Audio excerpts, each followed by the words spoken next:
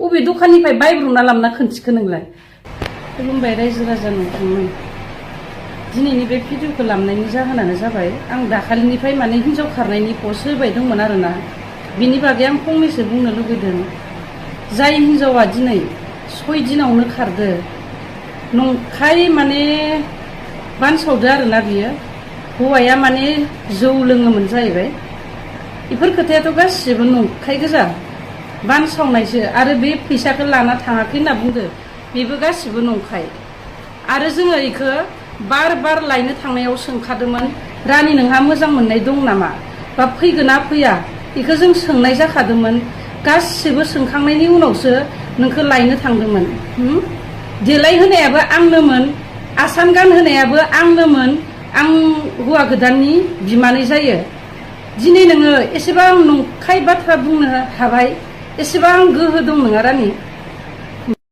आरो नोंदि बै रायजो राजानि सिगाङाव नै मंगल सुत्रआबो बेनो, आसानाबो बेनो होननानै नोंदि थगायदो। आसानाथ' बे नंथारा, आं बायनाया। आसानखौ आंल'सो बायदो, नोंनो आं गानहोदो। पुरा प्रुफ दं आरो आं प्रुफ होनो हायो। आंथ' भिडिअ'आवनो होखादो दाखालिनो, आसानबो खुना गालांदो, मंगल सुत्रबो खुना गालांदो होनना। अबे दखाननिफ्राय बायब्रबना लाबोना खोन्थिखो नोंलाय? बाबा हिनजाव मानसि जाना एसेबो लाजिनाय मोनासै?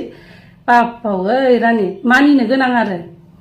नोंनिबो फालायाव फैगोन, नोंबो फिसा फिसौ जानानै उनाव बेफोरबायदि जायोबा नोंबो मोनथिगोन खैदिन जागोन नोङो मानसिखौ थगायनानै। हाबा जानो गोसो गैयैखौ रावबो जबरदस्ति लाबोनो हाया। आरो नों जिबायदि मोसादो, जिबायदि रंजादो, नोंनियाव दस' दुखु होननायानो थोबसेबो गैयामोन।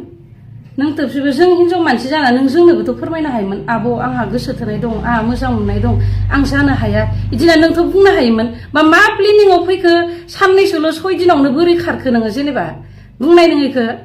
नों अबे खनायाव दङ, अबेयाव थाखुमाना दङ, अबेयाव थाखुमाना नों भिडिअ होबाय थादो? नोंहा बिमा बिफा, नोंहा न'खर दंना गैया? न'खराव फैना बुं, जों रायजोबलायगोन। जोंनोथ' नोंखौ नांला होननानै बुंखादो आरो लाबोखायाबो। आरो नों फैसाखौ लाङाखै होननायाबो इयो गासिबो नंखाय। नों फैसाखौ लानानै थांखादो, गासिबो नंखाय। फैसाखौ नों लानानै थांदो। आरो दि मैया हौवाखौ जिबायदि भाइरेल खालामबाय, जिबायदि नंखाय बाथ्रा बुंना हौवाखौ 45 होनना बुंबाय, दिनै माथो नुबायानोलाय? हो, दिनै क्लियार खोन्थिना होबायानो माथो आङो।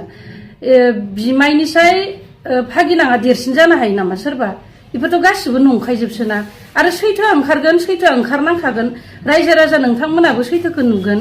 दिनै हिनजाव मानसियानो एसेबां नंखाय बाथ्रा बुंनानै 6 दिनावनो जुदि फैसानि हाबानि उसुरगाखौबो लाना थांनो हादोंबा, बेलाय नंखाय बाथ्राखौ फोसावनो हाखागोनखा। मानिनो गोनां आरो रायजोफोर। ओंखायनोथ' दानि जुगाव हाबा लानायाबो एसेबां गोरलै बाथ्रा नङा। आरो हाबा हिनजाव गोदान लायनो थांनाय टाइमाव रावबो आधार कार्ड सार्टिफिकेट नायनानै रावबो हाबा लाया। आरो बै न'खरनियाबो मानो खोन्थादिया?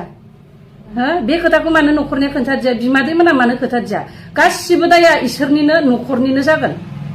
दिनै जोंखौल' दाय होबा जाया, केस होगोन, माबा होगोन इदि होननानै। हिनजावखौ नांगौ जोंनो, जेरावखि थाया मानो।